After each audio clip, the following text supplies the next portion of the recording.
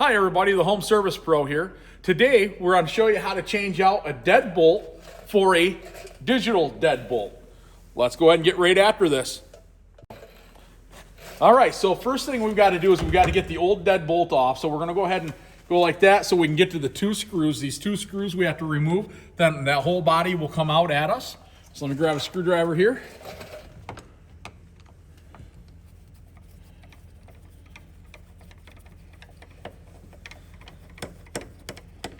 Okay, that one's out. Get this other one.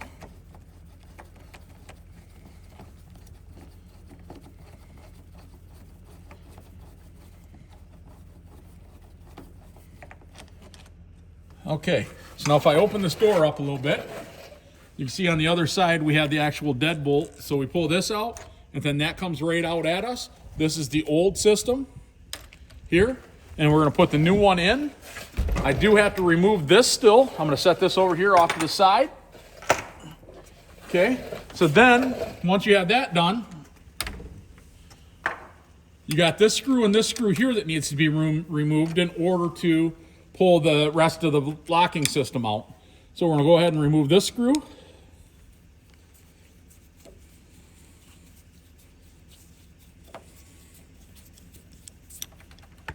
And this one here.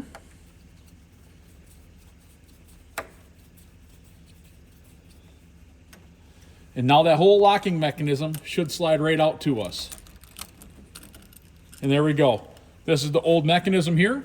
Go ahead and shut this door to keep some of the warm air in. So we're going to go ahead and get the other one prepped. We'll get it unboxed and we'll be right back. All right, so we're going to go ahead and unbox this guy. Got a little latch we've got to pull there, flip the lid open. Inside we've got a little box there, a bigger box, and the instructions. That's everything out of the box. So let's go ahead and unbox the rest of this. Sorry if I'm getting my arm in the way.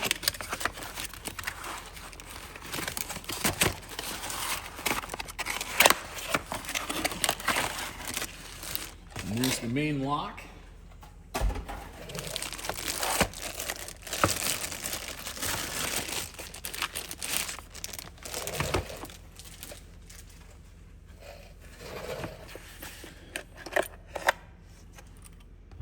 There's the keypad that goes on the outside so you can get access. This is the inside part that gets mounted on the inside. And here's the locking mechanism here. And then all the little screws and stuff to hook it right up. This particular lock also has a key to where if the battery goes dead or something like that, you're still able to access the unit. So there's that. That's everything out of the box. Let's go ahead and get this thing installed. So we'll be right back. All right, so the first piece we're going to install is the latching mechanism. I don't know if you can see it here, but it says this side up. So we want to go ahead and turn that around because it's going to slide in this way, and then that up sign is facing up like that. So we're going to go ahead and slide this in just like that, and then we just got to put our two screws in. Grab two screws. There we go. Because we already had that other latch in here, the screw holes are already there for us. So we can get them started by hand. There we go. Then I'm going to swing this door right open like this. We're just going to tighten these screws down.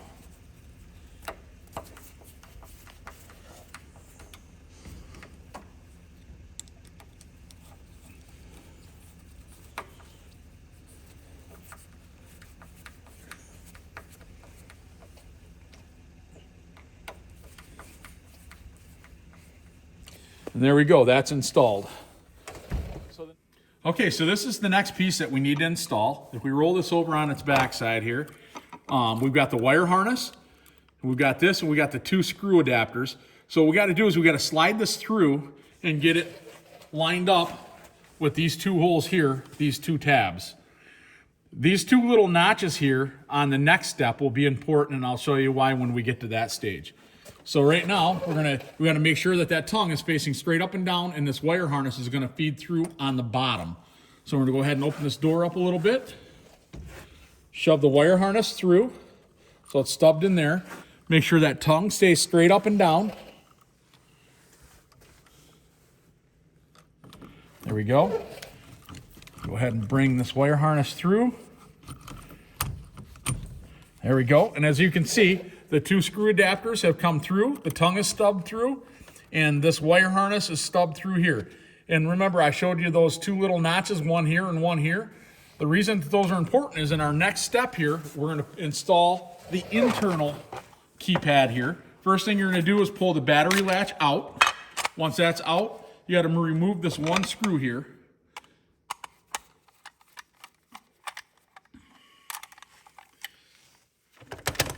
There we go. Then on the back side, the steel plate pops right off from there. Now the steel plate, those 2 tabs I was talking about, you can see these 2 tabs here. Those will slide inside those, which will line up our screws and our tongue adapter. This little slot here is for our wire harness to come through. So we're going to take this, we're going to bring it over here, get that wire harness through there. Now that that's through, we just slide that on there, and that locks everything together. Now we just got to get the screws in here to lock that on. So we're going to come over here. These 2 screws here.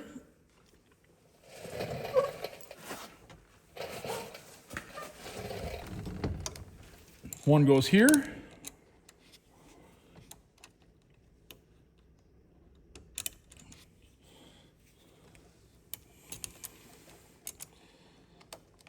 Sorry about this, guys. My fingers are a little cold. It's very cold out here, as you can see by seeing my breath.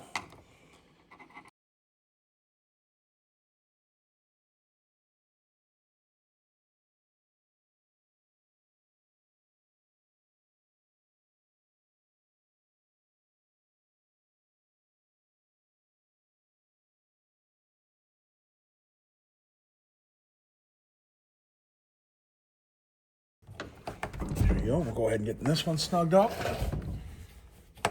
Before we get it tight, we just want to make sure that this is all leveled up. It looks like it's square with the edge of the door. Once we know that's good, we go ahead and snug these right down. There we go. Now that's solid there. If we open it up out here, now this doesn't move around no more. That's tight. So that part of it is done. I'm going to go ahead and shut the door all the way now. Then we're going to go ahead and we're going to install the keypad next.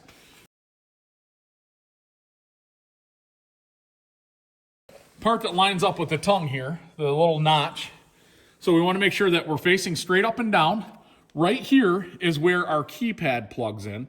So we got to get this wire harness plugged into that keypad. Okay, so I got this wire harness locked into place. Now that I have the wire harness locked into place, we're going to line this and this up together and just kind of slide this together.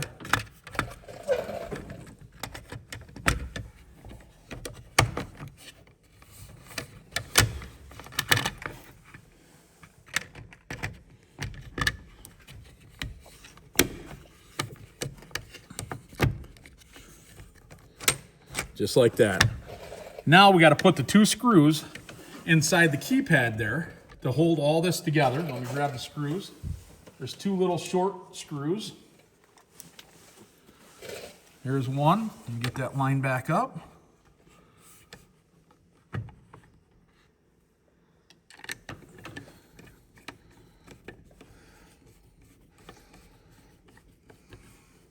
There's one.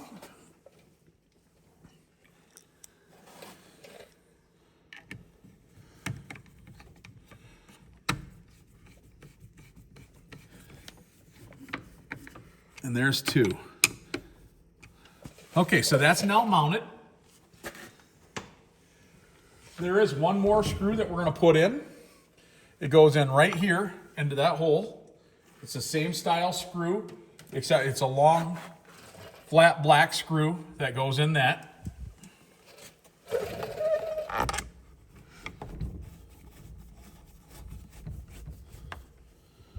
And there we go. All the screws are in. That's mounted good and tight. It's not moving around. We can check it to see if it's working by we can just turn this, and that's how that works there. Now, normally on the outside of the door here, or on the door jamb, you got to put this kick plate in, okay? But because I already had one here, we don't need to install the new one. We're going to go ahead and go with the old one. So we're all set there. So now we're just going to test it manually without batteries. We're going to go ahead and pop this open. We're going to take that off for a minute. And we're going to just see if it catches our latch inside the door there. And there we go. It's locked and it can't move. So now we're going to go ahead and unlock it. Open it back up. So now we know that this is catching the latch there. So I'm going to go ahead and find some batteries. We'll put some batteries in it and we'll be right back. All right, guys. So we just got the batteries put in the lock. We're going to go ahead and open the door. To test the door lock, you got to have the door in the open position. Okay. So what we're going to do is we're going to hit the lock button. And as you can see, that locked for us. In order to unlock it, the test mode is 1, 2, 3, 4. Then you just give it a second. And there it is. The lock is working the way it's supposed to. We'll go ahead and shut the door. The only thing left to do is slide the cover for the batteries back on. And there it is. It's fully installed. And if we see we can open it, I'm just going to manually lock it. There we go. And now I can't open that door. So we know that that deadbolt is working the way that it's supposed to. So there you go, guys. We got that installed and it's working the way it's supposed to. Well, there you go, guys. We got the lock installed. It's working the way that it's supposed to. Also with this lock, it's got a fingerprint identification system on it to where you can actually unlock this door with your fingerprint. I haven't gone through the instructions yet and figured out that. However, in order to change your code from 1, 2, 3, 4, there's actually in the instruction manual very clear directions on how to do that. So you can set your code to whatever you want it to be. And you can set up to 50 codes in this lock. So if you have other members of your family, or maybe you have this on your business and you got other employees that need to be able to get in and out, you can adjust this lock to up to 50 different codes. Well, guys, if you found this video helpful, please like and subscribe to our channel. It helps us grow. And have a great day. And remember, you got this. Have a great day, guys. We'll see you on the next one.